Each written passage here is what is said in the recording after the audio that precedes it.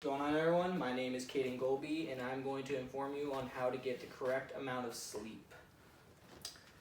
So let's picture this, if we would. It's the day of your big exam. It's make or break for your final grade of the semester. You've been up all night to what felt like an eternity studying. You're raging on caffeine. Your energy is finally fading. You're on your second cup of coffee, and it's the day of your exam. And then finally, the stress takes full effect. After you're done, a week later, your grades come in and your grades plummet, and you wonder what went wrong. Well, I'll tell you what went wrong is that you did not get enough sleep properly to perform the next day. So, what I want to inform you overall is how getting enough sleep can physically benefit you, mentally benefit you, and what to do to increase your chance of a better sleep.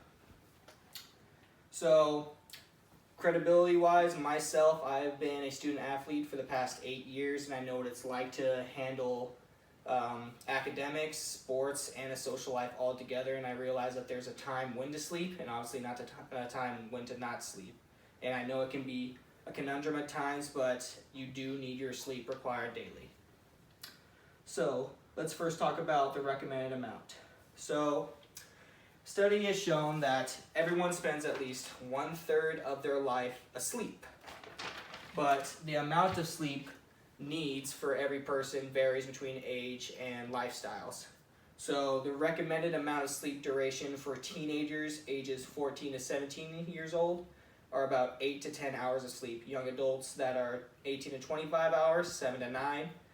Along with adults 26 to 64 is also 7 to 9, and older adults that are above 64 years old need at least 7 to 8 hours of sleep.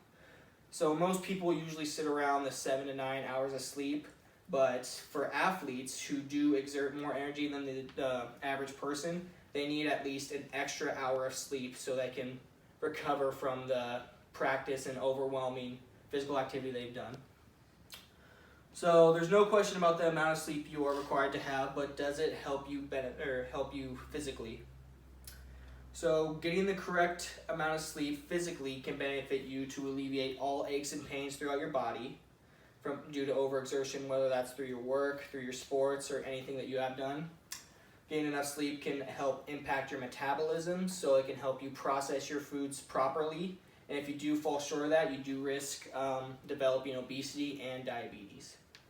Getting enough sleep can also properly function your immune system, as your body does need to get enough sleep to fight off harmful substances. And if you do not properly sleep, then your immune system will not respond properly.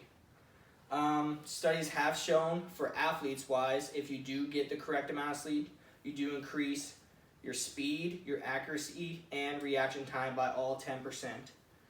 And overall, getting enough sleep health-wise can help you reduce heart disease, kidney disease, high blood pressure, and a risk of a stroke. Now that you know the physical benefits, let me now move on to the mental benefits. So mental benefits do include that when you do get the proper amount of sleep, that your brain functions cognitively to where you do store and sort new memories properly to where you don't interrupt that process. Getting enough sleep does show to reduce the risk of mental disorders such as depression, bipolar disorder, anxiety disorder, and ADHD. Along with that, getting enough sleep can reduce anxiety, stress overall, and increase your relaxation. Now that you do know the benefits of both physical and mentally, we now move on to how you can get a great amount of sleep. So pretty much what you need to do is every day that you need to have the same time to when to sleep and the same time when to wake up every single day, whether it's weekends or weeknights. And if you do vary upon weekends or weeknights, you do need to separate that time by only an hour. Usually for me as a student athlete, I do set an alarm every single morning at 5:15 a.m. to where I wake up. And same thing when I go to sleep, I usually try to sleep around either 9:30 or 10:30. So when you do try to go to sleep, you need to avoid caffeinated drinks such as your favorite sodas, or in this case teas too, coffee as well, as caffeine can last up to 8 hours after you consume it.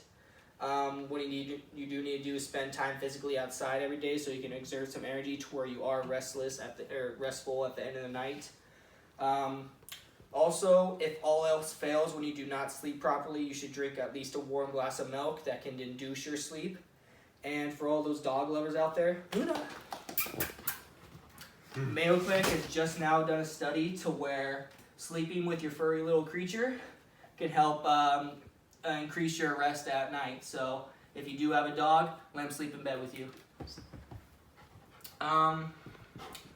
Overall, I hope you do understand the proper techniques of how to have a proper sleep and that you do need the amount of hours daily to be healthy throughout the day. And I hope you did enjoy this, and that's all I got.